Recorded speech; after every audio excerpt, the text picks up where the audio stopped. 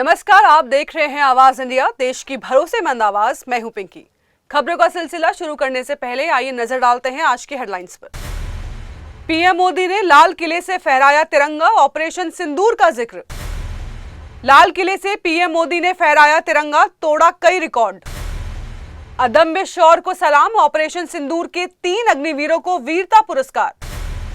खून और पानी अब एक साथ नहीं बहेंगे, पीएम मोदी का कड़ा संदेश।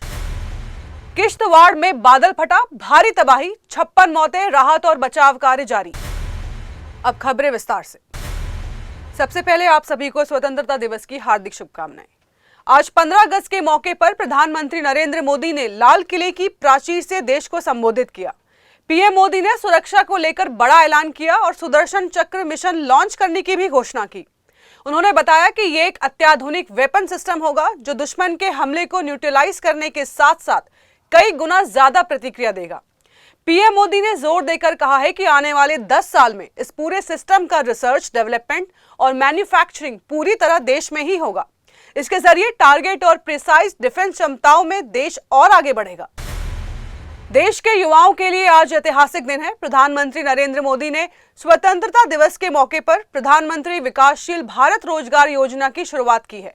इस योजना के तहत निजी क्षेत्र में पहली नौकरी पाने वाले युवाओं को सरकार की ओर से 15,000 रुपए दिए जाएंगे। साथ ही जो कंपनियां अधिक रोजगार अवसर पैदा करेगी उन्हें भी प्रोत्साहन राशि दी जाएगी।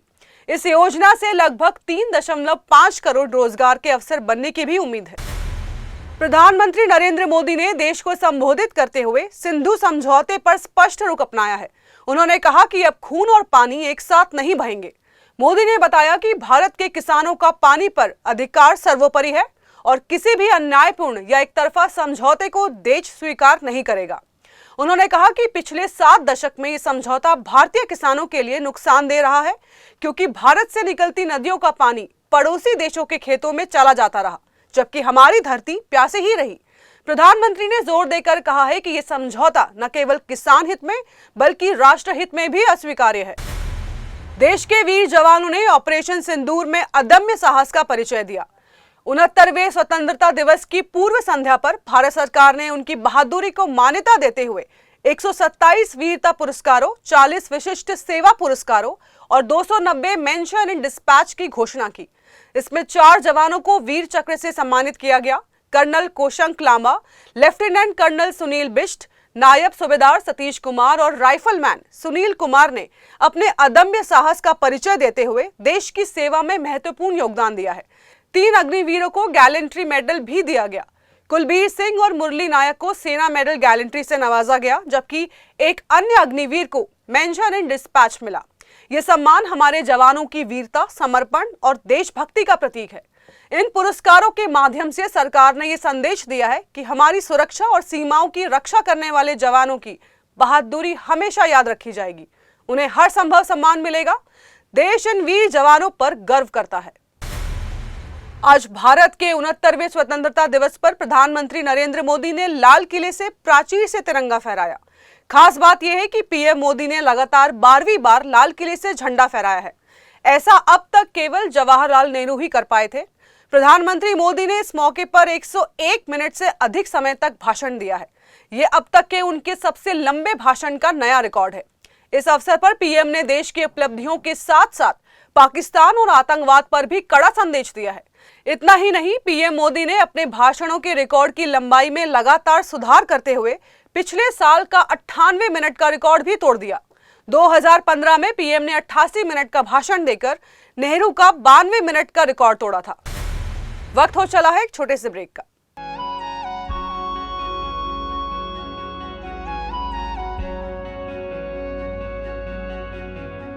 आवाज इंडिया, आवाज इंडिया, आवाज इंडिया, आवाज इंडिया, इंडिया, इंडिया, आवाज इंडिया।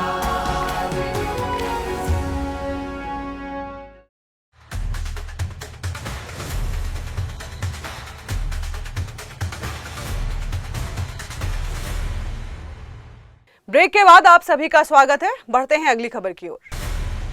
प्रधानमंत्री नरेंद्र मोदी ने लाल किले की प्राचीर से देशवासियों को घुसपैठियों को लेकर एक सख्त चेतावनी दी है। पीएम ने कहा है कि देश की डेमोग्राफी में बदलाव की साजिश हो रही है और यह सामाजिक तनाव और सुरक्षा खतरे का कारण बन सकता है। उन्होंने स्पष्ट किया है कि घुसपैठियों के कारण नौजवानों की रोजी रोटी, बहन बेटियों की सुरक्षा और आदिवासी जमीनें प्रभावित हो रही हैं। प्रधानमंत्री ने हाई पावर डेमोग्राफी मिशन शुरू करने की भी घोषणा की है। जम्मू कश्मीर में 69वें स्वतंत्रता दिवस धूमधाम से मनाया गया, जहां मुख्यमंत्री उमर अब्दुल्ला ने श्रीनगर के बख्शी स्टेडियम में झंडा फहराया और लोगों को संबोधित किया। इस दौरान उन्होंने किश्तवाड़ में बादल फटने से हुई त्रासदी का भी जिक्र करते हुए कार्यक्रम को संक्षिप्त किया। साथ ही उन्होंने प्रधानमंत्री नरेंद्र मोदी के भाषण पर भी प्रतिक्रिया दी और कहा है कि उन्हें उम्मीद थी कि जम्मू कश्मीर को पूर्ण राज्य का दर्जा लौटाने की घोषणा होगी, लेकिन ऐसा नहीं हुआ। उमर ने कहा कि जब वो पिछली बार खड़े थे तब वो एक राज्य के मुख्यमंत्री थे जिनका अपना संविधान और पहचान थी। अब राज्य की पहचान लौटने की सिर्फ उम्मीद बाकी है। दिल्ली एनसीआर में आवारा कुत्तों की समस्या पर राष्ट्रीय स्वयंसेवक संघ के प्रमुख मोहन भागवत ने अहम बयान दिया है। उन्होंने कहा कि आवारा कुत्तों की समस्या का स्थायी और प्रभावी समाधान केवल उनकी आबादी को नियंत्रित करके ही संभव है। भागवत ने स्पष्ट किया है कि कुत्तों को केवल डॉग शेल्टर्स तक सीमित करके इस समस्या को हल नहीं किया जा सकता। उन्होंने ये बात ओडिशा के कटक स्थित जवाहरलाल नेहरू इंडोर स्टेडियम में आयोजित धर्म सभा में कही, जिसमें देश भर से 500 से अधिक संत शामिल थे। जम्मू कश्मीर के किश्तवाड़ जिले के चशोटी गांव में गुरुवार दोपहर 12:30 पर बादल फटने से भारी तबाही मची। यह हादसा मचैल माता तीर्थ यात्रा के दौरान हुआ, जब हजारों श्रद्धालु यात्रा से पहले पड़ाव पर ही मौजूद थे। फ्लैश फ्लड के कारण बसें, टेंट, लंगर और दुकानें तक बह गई। अब तक 56 लोगों की मौत हो चुकी है और 300 से अधिक लोग सुरक्षित निकाले गए हैं, जबकि कई लोग अभी भी लापता हैं। चशोटी गांव पड्डर घाटी में स्थित है। यहाँ के पहाड़ 1818 मीटर से 3828 मीटर ऊंचे हैं। इस इलाके के ग्लेशियर और ढलानें पानी के बहाव को तेज करती हैं, जिससे अचानक बाढ़ का खतरा और बढ़ जाता है। मचैल माता यात्रा इस साल 25 जुलाई से 5 सितंबर तक चलेगी और देश भर से श्रद्धालु इसमें शामिल होते हैं। सेना के जम्मू स्थित पीआरओ ने बताया कि व्हाइट नाइट कोर के जवान राहत और बचाव कार्य में पूरी तरह जुटे हैं। आज अलास्का के जॉइंट बेस एल्मेंडोर्फ रिचर्डसन में अमेरिकी राष्ट्रपति डोनाल्ड ट्रंप और रूसी राष्ट्रपति व्लादिमीर पुतिन आमने सामने होंगे। ये मुलाकात सिर्फ दो नेताओं का मिलन नहीं, बल्कि यूक्रेन रूस युद्ध की आग को ठंडा करने और वैश्विक शक्ति संतुलन को फिर से परिभाषित करने का बड़ा कूटनीतिक प्रयास माना जा रहा है। ट्रंप ने पहले ही कहा था कि शुरुआती 2 मिनट में ही उन्हें अंदाजा हो जाएगा कि ये सौदा है या नहीं। ट्रंप ने पत्रकारों से बातचीत में भरोसा जताया कि पुतिन अब शांति की राह में आगे बढ़ने को तैयार है। उन्होंने कहा कि मुझे लगता है कि पुतिन शांति कायम करेंगे और राष्ट्रपति जेलेंस्की भी शांति चाहेंगे।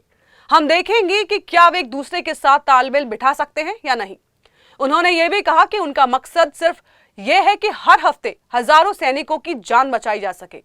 ट्रंप ने संकेत दिए हैं कि अगर मुलाकात सफल रही तो रूस और अमेरिका के बीच सामान्य व्यापार संबंध फिर से बहाल हो सकते हैं। फिलहाल आवाज इंडिया समाचारों में बस इतना ही। जुड़े रहिए आवाज इंडिया के साथ, फिर होगी जल्द मुलाकात। तब तक के लिए नमस्कार।